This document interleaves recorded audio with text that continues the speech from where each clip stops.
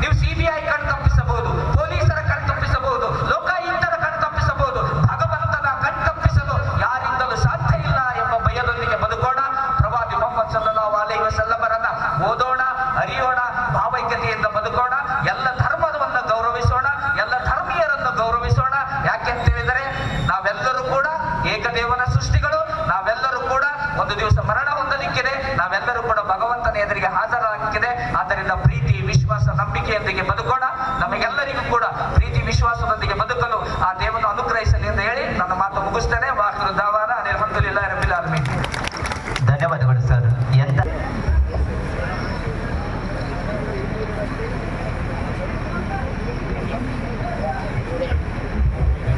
ಓಂ ಓಂ ಶ್ರೀ ಗುರು ಬಸವಲಿಂಗಾಯ ನಮಃ. ಮೋಕ್ಷವನ್ನು ನಾ ಬಯಸಿ ವಿಶ್ವಮೂರ್ತಿಯೇ ಬಸವ, ಜಂಗಮದ ಸೇವೆ ನನಗೆ ಪರಮ ಸಾಕ್ಷಾತ್ಕಾರ. ಜಗದ ಲೇಸಿದುವೆ ನನ್ನ ಬಾಳಿನ ದಾರಿಯು, ಜನರ ಜಾಗೃತಿಯೇ ಈ ಜೀವದ ಉಸಿರು. ಸಕಲ ಜೀವಾವಳಿಗೆ ಲೇಸನ್ನೇ ಬಯಸಿ ಮನುಕುಲಕ್ಕೆ ಕಲ್ಯಾಣದ ಮಾರ್ಗವ ತೋರಿರುವ ಇಷ್ಟಲಿಂಗ ಜನಕ, ಲಿಂಗಾಯತ ಧರ್ಮಗುರು, ಸ್ತ್ರೀ ಪತಿತ ದೀನ ದಲಿತ ಕುಲೋದ್ಧಾರಕ ಅಪ್ಪ ಬಸವ ತಂದೆಗಳ ದಿವ್ಯ ಚೇತನಕ್ಕೆ ಹಣೆ ಮಣೆದು ಆ ಮಹಾಬೆಳಗಿನಲ್ಲಿ ಬೆಳಕಾದ ಜಗದ ಎಲ್ಲ ಶರಣರಲ್ಲಿ, ಸಂತರಲ್ಲಿ, ಬುದ್ಧ ದೇವರಲ್ಲಿ, ಯೇಸು ಕ್ರಿಸ್ತರಲ್ಲಿ, ಪೂಜ್ಯ ಮೊಹಮ್ಮದ್ ಪೈಗಂಬರ್ ಡಾಕ್ಟರ್ ಬಾಬಾ ಸಾಹೇಬ್ ಅಂಬೇಡ್ಕರ್ನ್ನು ಒಳಗೊಂಡಂತೆ ಜಗದ ಎಲ್ಲ ಸಂತ, ಮಹಾಂತ, ಸಾಧು, ಸತ್ಪುರುಷ, ದಾರ್ಶನಿಕರಲ್ಲಿ ಹಣೆಮಣಿದು ಇಂದು ಪೂಜ್ಯ ಶ್ರೀ ವೀರೇಶ್ವರ ಶರಣರ ಜನ್ಮಭೂಮಿ ಸುಕ್ಷೇತ್ರ ನಲವತ್ವಾಡ ಪಟ್ಟಣದಲ್ಲಿ ಊರಿನ ಎಲ್ಲ ಪ್ರಜ್ಞಾವಂತ ಬಂಧುಗಳು ಸೇರಿ ಒಂದು ವಿಶೇಷವಾದಂತಹ ಕಾರ್ಯಕ್ರಮವನ್ನು ಆಯೋಜನೆ ಮಾಡಿದ್ದೀರಿ. ಜಗತ್ತಿಗೆ ಶಾಂತಿ, ಸಹೋದರತೆ, ಪ್ರೀತಿ, ಏಕದೇವೋಪಾಸನೆ, ಸಂಯಮತೆಗಳೆಂಬ ಮೂಲ ಮಾನವೀಯ ಮೌಲ್ಯಗಳನ್ನು ಒಳಗೊಂಡ ಇಸ್ಲಾಂ ಎಂಬ ವಿಶೇಷ ಜೀವನದ ಮಾರ್ಗ ಧರ್ಮವನ್ನು ದಯಪಾಲಿಸಿ ಜಗದ ಕಲ್ಯಾಣಕ್ಕೆ ಶ್ರಮಿಸಿದ ಪೂಜ್ಯ ಶ್ರೀ ಮೊಹಮ್ಮದ್ ಪೈಗಂಬರ್ ಗುರುಗಳ ಜನ್ಮೋತ್ಸವ ಈದ್ ಮಿಲಾದ್ ಪ್ರಯುಕ್ತ ಅಲ್ ಮದದ್ ಫೌಂಡೇಶನ್ ಹಾಗೂ ನಲವತ್ವಾಡದ ಎಲ್ಲ ಸಜ್ಜನ ಬಂಧುಗಳು ಸೇರಿ ಭಾವೈಕ್ಯತಾ ಪ್ರವಚನ ಕಾರ್ಯಕ್ರಮವನ್ನು ಆಯೋಜಿಸಿದ್ದೀರಿ. ಈ ಕಾರ್ಯಕ್ರಮದ ದಿವ್ಯ ಸಾನ್ನಿಧ್ಯವನ್ನು ಕರುಣಿಸಿದ ಮಾತೃ ಹೃದಯಗಳು ಆದಂಥ ಪೂಜ್ಯ ಶ್ರೀಮಾನ್ಯಪ್ರ ಜಗದೇವ ಮಲ್ಯಬೊಮ್ಮಗಳ ಸ್ವಾಮೀಜಿಗಳ ಜಂಗಮಪಾದಗಳಲ್ಲಿ ಶರಣು ಶರಣಾರ್ಥಿಗಳನ್ನು ಹೇಳುತ್ತಾ, ಈ ಕಾರ್ಯಕ್ರಮದ ಘನ ಅಧ್ಯಕ್ಷತೆಯನ್ನು ವಹಿಸಿದಂಥ ಸನ್ಮಾನ್ಯ ಶಾಸಕರು ಹಾಗೂ ಕರ್ನಾಟಕ ಸರ್ಕಾರದ ಸಾಬೂನು ಮತ್ತು ಮರ್ಜಕ ನಿಗಮದ ಅಧ್ಯಕ್ಷರೂ ಆದಂಥ ಶರಣರಾದ ಶ್ರೀ ಎಸ್ ನಾಡಗೌಡ ಅಪ್ಪಾಜಿ ಅವರಲ್ಲಿ ಶರಣು ಶರಣಾರ್ಥಿಗಳನ್ನು ಹೇಳುತ್ತಾ, ಮುಖ್ಯ ಅತಿಥಿಗಳಾದ ಈ ಗ್ರಾಮದ ಪಟ್ಟಣ ಪಂಚಾಯತಿಯ ಅಧ್ಯಕ್ಷ ತಾಯಿ ವಿಜಯಲಕ್ಷ್ಮಿ ತಾಯಿ ಅವರಲ್ಲಿ ಶರಣಾರ್ಥಿಗಳನ್ನು ಹೇಳುತ್ತಾ, ಈ ವೇದಿಕೆಯ ಮೇಲೆ ಉಪಸ್ಥಿತರಿರುವಂತಹ ಎಲ್ಲ ಪಟ್ಟಣ ಪಂಚಾಯತಿಯ ಸದಸ್ಯರಲ್ಲಿ, ಗ್ರಾಮದ ಎಲ್ಲ ಹಿರಿಯರಲ್ಲಿ, ಮೌಲಾನಗಳಲ್ಲಿ, ಎಲ್ಲ ಬಂಧುಗಳಲ್ಲಿ, ಈ ಕಾರ್ಯಕ್ರಮದಲ್ಲಿ ಭಾಗಿಯಾದಂತಹ ಎಲ್ಲ ಬಸವ ಸ್ವರೂಪರಾದ ಶರಣರಲ್ಲಿ, ಎಲ್ಲ ಮುದ್ದು ಮಕ್ಕಳಲ್ಲಿ ಶರಣೋ ಶರಣಾರ್ಥಿ, ಶರಣೋ ಶರಣಾರ್ಥಿ. ಈ ಕಾರ್ಯಕ್ರಮದಲ್ಲಿ ಹಿರಿಯರಾದ ಜನಾಬ್ ಶ್ರೀ ಶಾಮಿದಲ್ಲಿ ಹಿರೇಮನ್ನಾಪುರ ಶರಣರು ಬಹಳ ಚೆನ್ನಾಗಿ ಪ್ರವಚನವನ್ನು ಮಾಡಿದರು. ದೇವರು, ದೇವರ ಅಸ್ತಿತ್ವ, ದೇವರಂದ್ರೆ ಹೆಂಗದಾನ, ನಾವು ಜೀವನದಲ್ಲಿ ಹೆಂಗಿರಬೇಕು ಅನ್ನೋದು ಬಹಳ ಚೆನ್ನಾಗಿ ಹೇಳಿದರು. ಈ ಕಾರ್ಯಕ್ರಮದ ಯಶಸ್ವಿಗೆ ಶ್ರಮ ವಹಿಸಿದ ಎಲ್ಲರಲ್ಲಿ ಶರಣಾರ್ಥಿಗಳು. ಬಸವಣ್ಣನವರ ವಚನಗಳಲ್ಲಿಯೇ ಅತಿ ಸರಳವಾದಂತಹ ಒಂದು ವಚನ ಅಂದ್ರೆ, ತಂದೆ ನೀನು, ತಾಯಿ ನೀನು, ಬಂಧು ನೀನು, ಬಳಗ ನೀನು, ಎನಗೆ ನೀನಲ್ಲದೆ ಮತ್ತಾರೂ ಇಲ್ಲವಯ್ಯ, ಕೂಡಲ ಸಂಗಮ ದೇವ, ಹಾಲಲ್ಲದ್ದು ನೀರಲ್ಲದ್ದು ನಿಮ್ಮ ಧರ್ಮ. ಅಂದ್ರ ನಮ್ಗೆಲ್ಲರ ತಂದೆ ತಾಯಿ ಯಾರಪ್ಪ ಅಂದ್ರ ಪರಮಾತ್ಮ. ನನಗ ನಮ್ಮ ತಂದೆ ತಾಯಿನೂ ಇದ ವಚನ ಕಲಿಸ್ಯಾರ, ಅವ್ರ ತಂದೆ ತಾಯಿ ಅವ್ರಿಗೆ ಇದೇ ವಚನ ಕಲಿಸ್ಯಾರ. ನಾವು ಮುಂದೆ ಮಕ್ಕಳಿಗೆಲ್ಲ ಇದೇ ವಚನ ಕಲಿಸಾಕ್ತೇವೆ. ತಂದೆ ತಾಯಿಗಳ ಮುಂದೆ ಕುತ್ಕೊಂಡು ಕಲಿಸಾಕ್ತೇವು, ತಂದೆ ನೀನು ತಾಯಿ ನೀನು ಅಂತೇಳಿ. ತಂದೆ ತಾಯಿನೇ ಮುಂದೆ ಕುತ್ಕೊಂಡು ಕಲಿಸಾಕ್ತಾರ, ತಂದೆ ನೀನು ತಾಯಿ ನೀನು ಅಂದ್ರ ಪರಮಾತ್ಮನೇ ಜಗತ್ತಿನ ಜಗತ್ತಿನಲ್ಲಿ ಎಲ್ಲರಿಗೂ ತಂದೆ. ಪರಮಾತ್ಮ ಅನ್ನೋದು ಹೆಂಗೈತಿ ಅನ್ನೋದು ಬಹಳ ಚೆನ್ನಾಗಿ ಹೇಳಿದ್ರು. ಪರಮಾತ್ಮನ ವೇದೋಕ್ತಿ ಒಳಗೆ ಒಂದು ಮಾತೈತಿ, ಮೃತ್ಯುಂಜಯ ನಿತ್ಯ ಏಕೋ ದೇವ ನ ದ್ವಿತೀಯ. ಅಂದ್ರ ಮೃತ್ಯುಂಜಯ, ಯಾರು ಹುಟ್ಟಿಲ್ಲ, ಯಾರು ಸತ್ತಿಲ್ಲ, ಅವರು ದೇವರ, ಮೃತ್ಯುವೇ ಇಲ್ಲ ಅವನಿಗೆ, ಮೃತ್ಯುಂಜಯ. ನಿತ್ಯ, ಅವನು ಸದಾ ಕಾಲ ಇರಬೇಕು. ಹಿಂದ ಆ ಶತಮಾನದಾಗಿದ್ರು, ಆ ಯುಗದಾಗಿದ್ರು, ಆಮೇಲೆ ಮುಗಿದು ಹೋದ್ರು, ಲೀಲಾ ಮುಗಿತು ಅನ್ನಂತವ್ರು ದೇವರಲ್ಲ. ನಿತ್ಯ ಏಕೋ ದೇವ, ದೇವ್ರ ಎಷ್ಟು ಮಂದಿ ಅದಾರ? ಒಬ್ಬನೇ ಅದಾನ ಜಗತ್ತಿನಲ್ಲಿ, ಇಬ್ರು ಅನ್ನೋದು ಇಲ್ಲ. ಏಕೋ ದೇವ ನ ದ್ವಿತೀಯ. ನ ದ್ವಿತೀಯ ಅಂದ್ರ ಅವನಿಗೆ ಇನ್ನೊಬ್ರು ಯಾರೇ ಹೋಲಿಕೆ ಮಾಡಕ ಅಂತವ್ರ ಜಗತ್ತಿನೊಳಗ ಯಾರ್ಯಾರೂ ಇಲ್ಲ. ಅಂತವ್ಗೆ ಏನಂತಾರಪ್ಪ ಅಂತಂದ್ರ ನಮ್ಮ ಭಾರತೀಯ ಋಷಿ ಮುನಿಗಳು ಪರಮಾತ್ಮ, ಈಶ್ವರ, ಶಿವ, ತಂದೆ, ತಾಯಿ, ಕರುಣೆ, ಅಮ್ಮ, ಮಾತಾ, ದೇವಿ, ಹಿಂಗ 108 ಏನೇನೋ ಹೆಸರುಗಳನ್ನ ಕರೆದ್ರು. ಅದೇ ಮಹಾಶಕ್ತಿಗೆ, ಅದೇ ಮಹಾಚೇತನಕ್ಕ, ಅದೇ ಮಹಾತಂದೆಗೆ ಯೇಸು ಕ್ರಿಸ್ತರು ಏನಂತ ಕರೆದ್ರಂದ್ರ ಗಾಡ್. ಅವನ ಹೆಸರು ಏನಿಟ್ರು? ಗಾಡ್. ಮುಂದೆ ಬಂದು ಮೊಹಮ್ಮದ್ ಪೈಗಂಬರರು ಅದೇ ಶಕ್ತಿಗೆ, ಅದೇ ಚೇತನಕ್ಕ ಏನಂತ ಕರೆದ್ರು? ಅಲ್ಲಾ. ಇದೇ ಶಕ್ತಿಗೆ, ಇದೇ ಚೇತನಕ್ಕ ಬಸವಣ್ಣದವ್ರು ಏನಂತ ಕರೆದ್ರು? ಲಿಂಗ. ಎಲ್ಲೆಲ್ಲಿ ಬಸವಣ್ಣನವ್ರ ವಚನಗಳಲ್ಲಿ ಕೂಡಲ ಸಂಗಮ ದೇವ, ಲಿಂಗ ಅಂತ ಬರ್ದೈಕ್ಲ ಅಲ್ಲೆಲ್ಲ ತಿಳ್ಕೋಬೇಕು, ಅದು ಅಲ್ಲಾ ತಂದಂಗೆ, ಅದು ಗಾಡ್ ಅಂತಂದಂಗೆ, ಅದು ಪರಮಾತ್ಮ ತಂದಂಗೆ.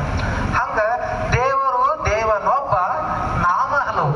ದೇವರು ಒಬ್ಬನೇ ಅದಾನ, ನಾಮಗಳು ಬೇರೆ ಬೇರೆ ಆಗ್ಯಾವ.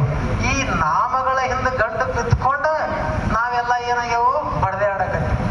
ಹಾಗಾಗಿ ನಮ್ಮ ಜನೊಬ್ರು ಬಹಳ ಚಲೋ ಹೇಳಿದ್ರು, ಹಿಂದಕ್ಕ ಧರ್ಮ ನಮ್ಮನ್ನೆಲ್ಲರನ್ನೂ ರಕ್ಷಿಸ್ತಿತ್ತು, ದೇವ್ರ ನಮ್ಮನ್ನೆಲ್ಲರನ್ನೂ ರಕ್ಷಿಸ್ತಿದ್ದ.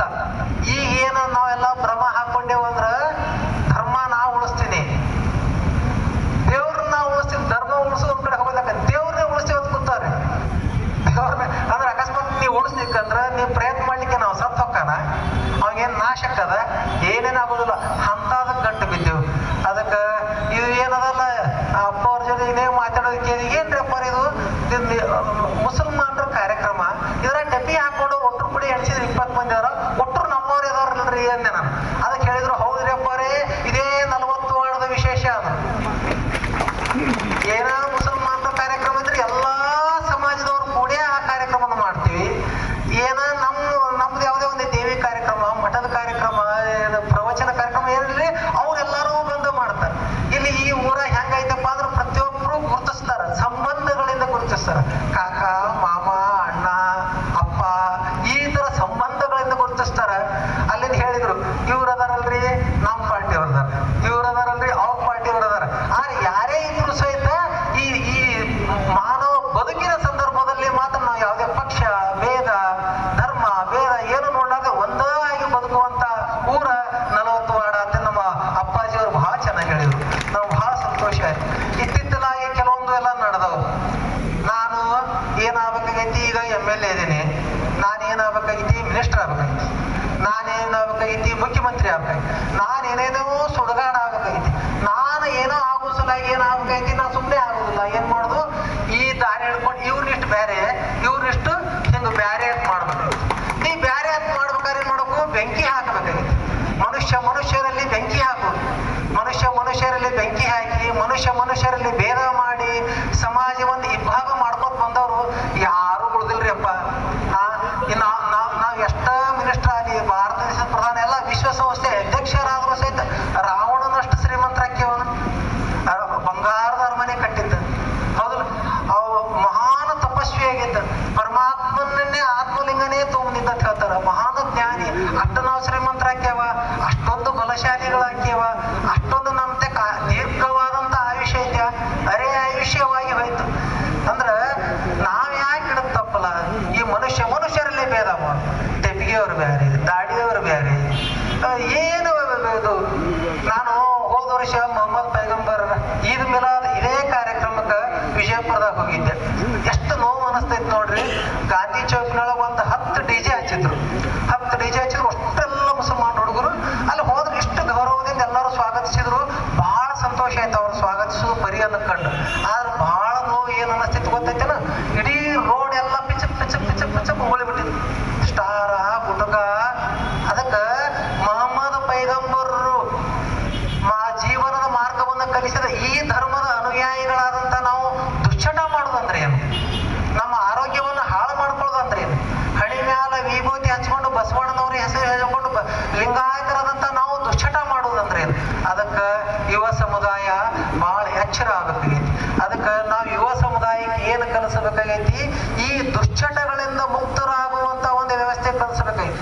ಅದನ್ನು ಬಿಟ್ಟು ಹಚ್ಚ್ರಿ ನೀವು ಡಿಜೆ, ಹಚ್ಚ್ರಿ ನೀವು ಕುಣೀರಿ, ಬೆಳತನ ಕುಣೀರಿ, ಯಾರು ಬರ್ತಾರೆ ಪೊಲೀಸರು ಬರ್ತಾರೆ, ಯಾರು ಬರ್ತಾರೆ ಬರ್ಲಿ, ಏನು ಪರೀಕ್ಷೆ ಅಂತ ಇದು ಹೇಳೋದು ನಾಯಕರಾದಂಥವ ನಮ್ಮ ಧರ್ಮದ ಗುರುಗಳಾದಂಥವ್ರು ನಮ್ಮ ಕೆಲಸ ಅಲ್ಲ. ಸಮಾಜದ ಯುವಕರನ್ನ ಅವ್ರು ಹ್ಯಾಂಗ ಭೇದ ಮಾಡ್ತೀರಿ, ತಂದೆ ನೀನು ತಾಯಿ ನೀನು ಅಂದಾಗ ಆ ತಂದೆ ಒಬ್ಬ ತಂದೆಯ ಮಕ್ಕಳೇ. ಇವ್ರು ಯಾರೋ ಒಬ್ರು ಟೆಪ್ಪಿಗೆ ಹಾಕೊಂಡು ಹೋದವ್ರು ಹಾಳಾಗಿ ಹೋಗ್ಲಿಪ್ಪ, ಏನೋ ಇವ್ರು ಸತ್ತು ಹೋಗ್ಲಿ ಅಂದ್ರೆ ಅವ್ರ ಮ್ಯಾಗ ಅವ್ರ ಹೆಂಡ್ರ ಅದಾರ, ಮಕ್ಕಳದಾರ, ಅವ್ರ ಸಂಸಾರ ಐತಿ, ಬಾಳೆ ಐತಿ, ಅದನ್ನೆಲ್ಲ ಯಾರು ನೋಡ್ಬೇಕು. ಅದಕ್ಕೆ ಪರಮಾತ್ಮ ಯಾರಿಗೂ ನಾವು ಮೋಸ ಮಾಡಬಾರ್ದು, ಅನ್ಯಾಯ ಮಾಡಬಾರ್ದು. ಅದಕ್ಕೆ ಜೇಡರ ದಾಸಿಮಯ ತಂದೆಗಳು ಒಂದು ವಚನ ಹೇಳ್ತಾರೆ, ನಾನೊಂದು ಸುರಗಿಯನು ಏನೆಂದು ಹಿಡಿಯಲಿ, ಸುರಿಗೆ ಅಂದ್ರೆ ಹತಾರ, ನಾನೊಂದು ಸುರಿಗೆಯನು ಏನೆಂದು ಹಿಡಿಯಲಿ, ಏನ ಕಿತ್ತಿ ಏನ ಇರಿಯಲಿ, ಜಗವೆಲ್ಲ ನೀನೇ ಆಗಿರ್ಬೇ ಕಾಣ ರಾಮನಾಥ. ಈ ಜಗತ್ತಿನೊಳಗ ಅಲ್ಲಾಹನನ್ನು ಬಿಟ್ಟರೆ ಮತ್ತೊಬ್ರು ಯಾರ್ಯಾರು ಇಲ್ಲ. ಇಲ್ಲಿ ಕಣ್ಣಿಗೆ ಕಾಣೋರು ಎಲ್ಲರೂ ಅಲ್ಲಾನ ಮಕ್ಕಳೇ ಇದಾರೆ, ಅಲ್ಲಾನ ಮಕ್ಕಳೇ ನಾವೆಲ್ಲರೂ ಅದೇವು ಅಂದ್ರೆ ಇಲ್ಲಿ ಕಣ್ಣಿಗೆ ಕಾಣೋರು ಎಲ್ಲರೂ ಯಾರದಾರ, ಅಲ್ಲಾನೇ ಅದಾನ. ಅಲ್ಲಾನ ಬಿಟ್ಟರೆ ಮತ್ತೊಬ್ರು ನನ್ನ ಕಣ್ಣಿಗೆ ಯಾರೂ ಕಾಣಬಾರ್ದು, ಪರಮಾತ್ಮನ ಬಿಟ್ಟು ನನ್ನ ಕಣ್ಣಿಗೆ ಮತ್ತೊಬ್ರು ಯಾರೂ ಕಾಣಬಾರ್ದು. ಇಂಥ ಬದುಕನ್ನ ನೀವು ಎಲ್ಲರೂ ಬದುಕಬೇಕಾಗೈತಿ. ಇದೇ ಬದುಕನ್ನು ಬದುಕದವರು 40 ವಾರ್ಡ್ ವೀರೇಶ್ವರ ಶರಣರು, ಇದೇ ಮಾರ್ಗವನ್ನು ಬೋಧಿಸಿದವರು ಮೊಹಮ್ಮದ್ ಪೈಗಂಬರರು. ಅವರ ಜೀವನದಲ್ಲಿ ಬಹಳಷ್ಟು ಅವರ ಜೀವನನೇ ಒಂದಿದು, ಇಲ್ಲಿನೇ ಒಂದು ಪುಸ್ತಕ ಪಟ್ಟಿದ್ರು, ಪ್ರವಾದಿ ಮೊಹಮ್ಮದರನ್ನು ಅರಿಯಿರಿ. ಹಿಂಗೆ ಹೊಳಸ್ಕೋತ ಹೋದ್ಯಾ ಎಷ್ಟೊಂದು ವಿಷಯಗಳು, ಎಷ್ಟೊಂದು ವಿಚಾರಗಳು. ಜಗತ್ತಿನೊಳಗೆ ಏನಿತ್ತಪ್ಪ ಅಂದ್ರೆ ನ ಸ್ತ್ರೀ ಸ್ವಾತಂತ್ರ್ಯಂ ಅರ್ಹತಿ ಅನ್ನಂತ ಒಂದು ಪರಿಸ್ಥಿತಿ ಒಳಗೆ ಇದ್ದಾಗ ಮೊಹಮ್ಮದ್ ಪೈಗಂಬರರು ಸ್ತ್ರೀಗೆ ಸಮಾನತೆಯನ್ನು ಕೊಟ್ಟರು. ಬಹಳ ಮಂದಿ ಕೇಳಿದ್ರು, Jannat ಕಿದರ್ high, Jannat ಕಿದರ್ high, Jannat ತುಮಾರೆ ಮಾಗೆ Kadam May high. ಸ್ವರ್ಗ ಎಲ್ಲೈತಿ, ಸ್ವರ್ಗ ಎಲ್ಲೈತಿ ಅಂದ್ರೆ ಎಲ್ಲರೂ ಹೇಳೋರು, ಅಲ್ಲಿ ಐತಲ್ಲ ಆ ಹಿಮಾಲಯದ ಕೈಲಾಸ, ಇಲ್ಲಿ ವೈಕುಂಠ ಅಲ್ಲೆಲ್ಲೇ ತೋರಿಸಿದ್ರು. ಇಲ್ಲ, ಅಲ್ಲೆಲ್ಲಿ ಇಲ್ಲ, ಸ್ವರ್ಗ ನಿಮ್ಮ ತಾಯಿಯ ಪಾದದೊಳಗೈತೆ ಅಂತ ತೋರಿಸಿದವರು ಮೊಹಮ್ಮದ್ ಪೈಗಂಬರರು. ಪೈಗಂಬರರು ಅವರ ಜೀವನದಲ್ಲಿ ಬಹಳಷ್ಟು ಮೌಲ್ಯಗಳನ್ನ ಹೇಳಿಕೊಟ್ಟಾರೆ. ಅವರು ಅಂತ ಜೀವನವನ್ನು ಬದುಕಿದ್ರು, ಅಂತ ಜೀವನವನ್ನು ಬಾಳಿದ್ರು ಅನ್ನೋ ಸಲುವಾಗಿ ಜಗತ್ತಿನಲ್ಲಿ ಈ ವಿಶ್ವದ 2ನೇ ದೊಡ್ಡ ಧರ್ಮ, 50 ರಾಷ್ಟ್ರಗಳಿಗಿಂತ ಹೆಚ್ಚಿನ ದೇಶಗಳಲ್ಲಿ ಈ ಮಹಮ್ಮದೀಯ ಧರ್ಮವನ್ನು ಅನುಸರಿಸಾಕತ್ತಾರೆ. ಮತ್ತೆ ಆಗಲೇ ಮಾತಾಡೋದ್ನೇ ಹೇಳಿದ್ರು, ಇದು ಭಾರತ ಬಹಳ ಸಾಮರಸ್ಯದ ದೇಶ. ಈ ಸಾಮರಸ್ಯದ ದೇಶ, ಇಲ್ಲಿ ಎಲ್ಲರೂ ಅದೇವು, ಎಲ್ಲರೂ ಕೂಡೇ ಬದುಕುವಂತ ದೇಶ ಭಾರತ ಐತಿ. ಇಂಥ ಭಾರತದಲ್ಲಿ ಇತ್ತಿತ್ತಲಾಗಿ ಎಲ್ಲ ಧರ್ಮಗಳಿಂದನೂ ಯುವಕರಲ್ಲಿ ಪ್ರಚೋದನೆಯನ್ನು ಮಾಡೋದು, ಪ್ರಚೋದನೆ ಮಾಡಿ ಜಾತಿಯ ವಿಷ ಬೀಜ, ಧರ್ಮದ ವಿಷ ಬೀಜ, ಧಾರ್ಮಿಕ ಕೇಂದ್ರಗಳ ಕುರಿತು ವಿಷ ಬೀಜ ಇಂಥದ್ದು ಬಿತ್ತೋದು ನಡೆದೈತಿ. ಅದಕ್ಕೆ ನಾವು ಯಾರಿಗಾರ ಹೇಳೋದು ಬೇಕಾಗಿಲ್ಲ. ನಮ್ಮ ಮನೆಯ ನಮ್ಮ ಮಕ್ಕಳನ್ನ ನಮ್ಮ ಮಕ್ಕಳನ್ನ ಅಂತ ಒಂದು ಕೆಟ್ಟ ವ್ಯವಸ್ಥೆಗೆ ಹೋಗದೇ ಇರುವಂತೆ ನೋಡಿಕೊಳ್ಬೇಕಾಗೈತಿ. ಆ ದಿಕ್ಕಿನೊಳಗ ನೀವೆಲ್ಲರೂ ಕೂಡಿ ಕೆಲಸ ಮಾಡೋಣ. ಅದಕ್ಕೆ ಪರಮಾತ್ಮನ ಕೃಪೆಗೆ ನಾವೆಲ್ಲರೂ ಪಾತ್ರ ಆಗೋಣ. ಇದು ಅಲ್ ಮದದ್ ಫೌಂಡೇಶನ್. ಅಲ್ ಮದದ್ ಫೌಂಡೇಶನ್ ನನಗೆ ಅರ್ಥ ಆಗಲಿಲ್ಲ. ಅಲ್ ಮದದ್ ಅಂದ್ರೆ ಸಹಾಯ ಮಾಡುವುದು. ಮತ್ತೆ ಅಲ್ ಅಂತ ಐತಲ್ರಿ, ಅಲ್ ಅಂದ್ರೆ ಏನು ಅಂತ ಕೇಳಿದೆ ನಮ್ಮ ಜನಾಬರಿ. ಅಲ್ ಅಂದ್ರೆ ಎಲ್ಲಾರಿಗೆ ಅಂದ್ರ ಮದದ್ ಮಾಡೋದು, ಯಾರಿಗೆ ಮಾಡೋದು, ಎಲ್ಲಾರಿಗೆ ಮಾಡೋದು. ಇಲ್ಲಿ ಅಲ್ ಮದದ ಫೌಂಡೇಶನ್ ಅದ ಕಾರ್ಯ ಏನೈತಿ, ಮುಸಲ್ಮಾನರಿಗೆ ಸಹಾಯ ಮಾಡೋದು, ಮುಲ್ಲಾಗಳಿಗೆ ಸಹಾಯ ಮಾಡೋದು, ಮಹಮ್ಮದಿಯರಿಗೆ ಸಹಾಯ ಮಾಡೋದು ಅಲ್ಲ. ಯಾರಿಗೆ ಸಹಾಯದ ಅವಶ್ಯಕತೆ ಐತಿ ಅವ್ರಿಗೆಲ್ಲಾ ಸಹಾಯ ಮಾಡುವುದೇ ಈ 40 ವಾರ್ಡದ ಅಲ್ ಮದದ್ ಫೌಂಡೇಶನ್ ಅದ ಕರ್ತವ್ಯ ಆಗೈತಿ. ಬಹಳ ಚಲೋ ಹೇಳ್ತಾರೆ. 16-17ನೇ ಇಸ್ವಿ ಒಳಗ ಆರಂಭದಿಂದ ರಕ್ತದಾನ ಶಿಬಿರಗಳು, ಸಣ್ಣ ಪುಟ್ಟ ಬಾಟೆಲ್ಲ ಸೇವಾ ಚಟುವಟಿಕೆಗಳನ್ನೆಲ್ಲ ಮಾಡ್ಕೊಂಡು ಬಂದಿರಂತ. ಅದಕ್ಕೆ ಬಹಳ ಸಂತೋಷ ಆಯ್ತು. ಭಾವೈಕ್ಯತೆ ಬದುಕು, ವಿರಸವೇ ಸರ್ವನಾಶ ಎಂಬ ಘೋಷವಾಕ್ಯದೊಂದಿಗೆ ಈ ಅಲ್ ಮದದ್ ಫೌಂಡೇಶನ್ದವ್ರು ಕೆಲಸ ಮಾಡಾಕತ್ತೀರಿ. ಈ ಫೌಂಡೇಶನ್ದಾಗ ಯಾರದಾರ ಹೇಳಿದ್ರು, ಸಣ್ಣ ಪುಟ್ಟ ಕಾಯಿಪಲ್ಯ ಮಾರೋರು, ಒತ್ತು ಗಾಡಿಯರು, ಸೈಕಲ್ ರಿಕ್ಷಾದವರು, ರಸ್ತೆ ಬದಿ ವ್ಯಾಪಾರಿಗಳನ್ನ ಹಿಡ್ಕೊಂಡು ನ್ಯಾಯವಾದಿಗಳು, ನೌಕರಿದಾರರು, ರಾಜಕಾರಣಿಗಳು ಹಿಡ್ಕೊಂಡು ಎಲ್ಲಾರು ಈ ಫೌಂಡೇಶನ್ದಾಗ ಅದಾರ. ಎಲ್ಲಾರು ಏನ್ ಮಾಡ್ತಾರೆ, ತಾವು ದುಡಿದು ಶ್ರಮ ವಹಿಸಿ ಗಳಿಸಿದಂತ ಸಂಪತ್ತಿನೊಳಗ ಸ್ವಲ್ಪ ಸ್ವಲ್ಪ ಸಂಪತ್ತನ್ನು ತಂದು ಪರಮಾತ್ಮ ನನಗ ಬರ್ತಾನೆ ಇಟ್ಟ, ನನಗೆ ಆಗುದಿಲ್ಲ, ಅದ್ರೊಳಗೆ ಸ್ವಲ್ಪ ಸ್ವಲ್ಪ ತಂದು ಈ ಅಲ್ಲು ಮದದ ಫೌಂಡೇಶನ್ ಹಾಕೋದು. ಆ ಅಲ್ಲು ಮದದ ಫೌಂಡೇಶನ್ ಇಂದ ಸಾರ್ವಜನಿಕವಾಗಿ ಬಡವರಿಗೆ, ಬಗ್ಗರಿಗೆ, ದುಃಖಿಗಳಿಗೆ ಅನುಕೂಲ ಆಗುವಂತ ಕೆಲಸವನ್ನ ಮಾಡುದು. ಇಂಥ ಕೆಲಸ ಮಾಡಾಕ್ತಿರಿ. ಅದಕ್ಕೆ ಈ ಅಲ್ಲು ಮದದ ಫೌಂಡೇಶನ್ಕ ಸಹಾಯ ಸಹಕಾರಗಳನ್ನ ನಮ್ಮ ಕಡೆ ಆದಷ್ಟು ಏನು ದೇಣಿಗೆಗಳನ್ನ ಕೊಟ್ರ ಅದು ಎಲ್ಲ ಏನಪ್ಪಾ ಅಂದ್ರ ಪುಣ್ಯದ ಗಂಟ ಆಗಿರ್ತೈತಿ. ಅದಕ್ಕ ನಾವು ಜಗತ್ತಿನಲ್ಲಿ ದುಡಿದು ಗಳಿಸೋದು ಏನ್ ಮಾಡಾಕ್ತೇವೆ, ಹೊಲ ಹಿಡಿತೇವೆ, ಮಂದಿ ಹಿಡಿತೇವೆ, ಬಂಗಾರ ಹಿಡಿತೇವೆ, ಸಂಪತ್ತು ಹಿಡಿತೇವೆ, ಎಲ್ಲಾ ಮಾಡ್ತೇವಲ್ಲ. ಇದನ್ನೆಲ್ಲ ಹೋಗುವತ್ತಿಗೆ ಏನ್ ಮಾಡ್ತೇವ್ರಪ್ಪ ರೇ, ಹೋಗುವತ್ತಿ ಏನ್ ಮಾಡ್ತೇವ್ರಿ, ತಗೊಂಡ್ ಹಾಕಿಲ್ರಿ ಎಲ್ಲ ಇಲ್ಲ. ನಾವೆಲ್ಲಾನು ನಮ್ಮ ಹೊಲ ಮನಿ ಕಾರ ಏನು ಬಂಗಾರ ಬೆಳ್ಳಿ ಏನೈತಿ ಎಲ್ಲಾನು ಇಲ್ಲೇ ಬಿಟ್ಟು ಹಾಕ್ಯವ್. ಈ ಅಲ್ಲು ಮದದ ಫೌಂಡೇಶನ್ಕ ಈ ದಾನ ಧರ್ಮ ನಾವು ಸಹಾಯಗಳನ್ನ ಮಾಡಿದ್ರ ಅದರಿಂದ ಏನು ಬರ್ತಲ್ಲ, ಅದನ್ನ ಒಟ್ಟು ತಗೊಂಡು ಹೋಗ್ಬೋದು ನಾವು. ಅದಕ್ಕ ಜಗತ್ತಿನೊಳಗ ಒಬ್ಬ ದೊಡ್ಡ ಶ್ರೀಮಂತರಿದ್ರು. ಅವ ಕೇಳಿದ, ಭಯಂಕರ ಗಳಿಸಿದ, ಬಹಳ ಗಳಿಸಿದ. ಅಣ್ಣ ನಾವು ಡಾಕ್ಟರ್ ಹೇಳಿದ್ರು, ಇಲ್ರಿ ನಿಮಗೆ ಕ್ಯಾನ್ಸರ್, ಬ್ಲಡ್ ಕ್ಯಾನ್ಸರ್, ಇನ್ನು 3 ತಿಂಗಳು ಇರ್ತೀರಿ ಅಂದ್ರು. ಅಣ್ಣ ವಿಚಾರ ಮಾಡಿದ, ತಮ್ಮೆಲ್ಲ ಅಕೌಂಟೆಂಟ್ ಕರೆಸಿದ, ನಂದು ಎಷ್ಟೇ ಸಂಪತ್ತು ಲೆಕ್ಕ ಹಾಕೊಂಡ್ರು, ಲೆಕ್ಕ ಹಾಕಿದ್ರು ಜಗತ್ತಿನ ನೀವ ಶ್ರೀಮಂತರಿದ್ರಿ, ನಿಮ್ಮನ್ನ ಬಿಟ್ಟು ಇನ್ನೊಬ್ರು ಶ್ರೀಮಂತರೇ ಇಲ್ಲ ಅಂತ. ಹಂಗಾರೆ ಅದನ್ನ ಮತ್ತೆ ಇನ್ನು 3 ತಿಂಗಳು ಬಿಟ್ಟು ಹೊಕ್ಕಿನಿ ಅಂದಾರ.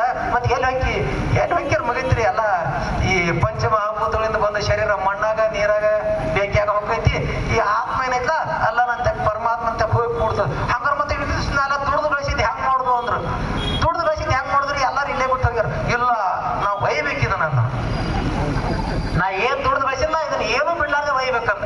ಮತ್ತೆ ಹೆಂಗ ಮಾಡುದು, ಅವಾಗ ವಿಚಾರ ಮಾಡಿ ಹೆಂಗ್ ಒಯ್ಬಹುದು ಅಂತಂದಾಗ ಇಲ್ಲಿ ಭಾರತಕ್ಕೆ ಸುದ್ದಿ ಪಟ್ಟು ಕಳಿಸಿದ್ರು. ಜಗತ್ತಿನೊಳಗ ಜ್ಞಾನಿಗಳು ಯಾರಪ್ಪ ಅಂದ್ರ, ಈ ಅಧ್ಯಾತ್ಮ ಜ್ಞಾನಿಗಳು ಯಾರಪ್ಪ ಅಂದ್ರ ಭಾರತೀಯರದಾರ. ಇಲ್ಲಿ ಒಬ್ಬ ಬಂದು ನಮ್ಮಂತ ಒಬ್ಬ ಜಗದೇವ ಮಲ್ಲಿಗೊಮ್ಮ ಅಪ್ಪಗಳು ಅಂತ ಬಂದು ಕೇಳಿದ್ರು, ಹಿಂಗ ಹೇಳ್ಯಾರ, ಒಯ್ಬೋದು, ಒಟ್ಟು ಒಯ್ಬಹುದು ಅಂತ. ಹಂಗಾರ ಕರ್ಕೊಂಡ್ ಬರ್ರಿ ಅದು ಜಗದೇವ ಮಲ್ಲಿಗೊಮ್ಮ ಅಪ್ಪಗಳು ಅಂತ ಹೋಗೋಣ. ಅವ್ರು ಹೇಳಿದ್ರು ಎಲ್ಲಾನು ಒಯ್ಬೋದು ನೋಡ್ಕೊ, ಒಂದು ಸೂಜಿ ಮುರುಕ ಮೊದಲು ಮಾಡಿ ಒಟ್ಟು ಒಯ್ಬೋದು. ಹೆಂಗ್ ಒಯ್ಬಹುದು ಅಂದಾಗ ಅವ ಹೇಳಿದ್ರು, ನಾನು ಇಲ್ಲಿಂದ ಅರಬ್ ದೇಶಕ್ಕೆ ಹೋದೆ. ಅಲ್ಲಿ ಅರೇಬಿಯ ಅದು ರೂಪಾಯಿ ಬರ್ತದೆ, ಏನೋ ಅದರ ನಾಣ್ಯಕ್ಕೆ ಒಂದು ಏನೋ ಹೆಸರು ಐತಿ, ಡಾಲರ್ ಅಲ್ಲದು ರಿಯಾಲ್ ಐತಿ. ನನ್ನ ಇಲ್ಲಿ ನೋಟ್ ಬಳದ 100 ರೂಪಾಯಿ 200 ರೂಪಾಯಿದೊಳಗೆ ಐತಿ. ಇದನ್ನ ತಗೊಂಡು ಹೋಗಿ ಅಲ್ಲಿ ಏನೋ ಒಂದು ಕಾಯಿಪಲ್ಲೆ ಕೇರಿ ಕೊಡ್ತಾರ, ನನಗೆ ಒಂದು ಬೂಟ್ ಪಾಲಿಸ್ ಮಾಡ್ಕೊಂಡ್ರು ಕೊಡ್ತಾರ. ಇಲ್ಲ, ಅದನ್ನ ನಾ ಏನ್ ಮಾಡಬೇಕು, ರಿಯಾಲ್ದಾಗ ಬದಲಾವಣೆ ಮಾಡ್ಕೋಬೇಕು. ಅದೇ ತರ ಜಗತ್ತಿನ ಬೇರೆ ಬೇರೆ ಇಂಗ್ಲೆಂಡ್ ಪೌಂಡ್, ಅಮೆರಿಕ ಡಾಲರ್, ಹೀಗೆ ಬದಲು ಮಾಡ್ಕೋಬೇಕು. ಹಂಗ ನೀವು ಈ ಭೂಮಿಯ ಲೋಕದಿಂದ ಸ್ವರ್ಗ ಲೋಕಕ್ಕೆ ಹೋಗ್ಬೇಕಾಗೈತ್ರಿ. ಸ್ವರ್ಗ ಲೋಕಕ್ಕೆ ಹೋಗ್ಬೇಕಾದ್ರೆ ಈ ಸಂಪತ್ತನ್ನ ಪುಣ್ಯಾನು ಕರೆನ್ಸಿ ಒಳಗೆ ಬದಲಾವಣೆ ಮಾಡ್ಕೋಬೇಕು. ಈ ಕರೆನ್ಸಿ ಏನೈತ, ಹೊಲ ಮನಿ ಬಂಗಾರ ರೊಕ್ಕ ಇಲ್ಲ, ಇದನ್ನ ಪುಣ್ಯ ಮತ್ತೆ ಹೆಂಗ ಮಾಡ್ಬೇಕು ಮಾಡ್ರಿ. ಈ ಅಲ್ಲು ಮದದ ಸಂಸ್ಥೆಗೆ ಸಹಾಯ ಮಾಡ್ರಿ. ನಿಮಗ ನೀಗಲಾರ್ದ ಕೆಲಸ ಏನಂದ್ರೆ ಯಾರು ಮಾಡ್ತಾರ, ಅಲ್ಲು ಮದದಂತ ಸಂಸ್ಥೆಗಳು ಮಾಡ್ತಾವ. ಇದಕ್ಕೆ ದಾನ ಧರ್ಮ ಮಾಡ್ರಿ, ನೀವು ಪುಣ್ಯದ ಕರೆನ್ಸಿ ಬರ್ತೈತಿ. ನೀವು ಬೇಕಾದ್ರೆ ಹೆಂಡ್ರಿ ಮಕ್ಳಿಗೆ ಸ್ವಲ್ಪ ಬೇಕಾದ್ರೆ ಇಟ್ಟು ಹೋಗ್ಬೋದು, ಬೇಡವ್ರು ಒಟ್ಟು ದಾನ ಧರ್ಮ ಮಾಡಿ ಒಟ್ಟು ಪುಣ್ಯ ಗಂಟ ತಗೊಂಡು ಹೋಗಬಹುದು ಅಂತ ಹೇಳಿದ್ರು. ಅದಕ್ಕೆ ಕಬೀರ್ ದಾಸರು ಒಂದು ದೋಹ ಹೇಳ್ತಾರ. ಆ ದೋಹ ಹೇಳಿ ನನ್ನ ಮಾತು ಮುಗಿಸ್ತೀನಿ. ಎಲ್ಲಾರು ಹೇಳ್ತೀರಿ, ಅಂತಹ ಧನವನ್ನು ಗಳಿಸಲು ಬೇಕು, ಗಳಿಸ್ಬೇಕಾಗೈತಿ. ನಾವೀಗ ಎಲ್ಲರೂ ಎಂತ ರೊಕ್ಕ ಗಳಿಸ್ಬೇಕಂತ ಹೇಳಾಕ್ತಾರ ನೋಡ್ರಿ. ಅಂತಹ ಧನವನ್ನು ಗಳಿಸಲು ಬೇಕು, ಪರಗತಿಗೂ ಆಗಬೇಕು, ಪರಗತಿಗೂ ಆಗಬೇಕು, ಹೊರಡುವ ದಿನದ ಒಯ್ಯುವಾಗ ಕಾಣರು ಅದನ್ಯಾರು. ಅಂದ್ರೆ ಒಟ್ಟು ಏನ್ ಮಾಡ್ಬೇಕಂತ ಮಾಡ್ರಿ, ನಿಮ್ಗೆ ಯಾರಿಗೆ ಒಯ್ಯೋ ವಿಚಾರ ಇಲ್ಲ, ಎಲ್ಲಾರ್ಗ ಇಲ್ಲೇ ಬಿಟ್ಟು ಹೋಗೋ ವಿಚಾರ ಅದಾವ. ನೀವು ಹೊರಡುವ ದಿನ ಹೊರಡುವ ದಿನ ಅದ ಒಯ್ಯುವಾಗ ಕಾಣರು ಅದನ್ಯಾರು. ಕಬೀರ ಕಾಣರು ಅದನ್ಯಾರು.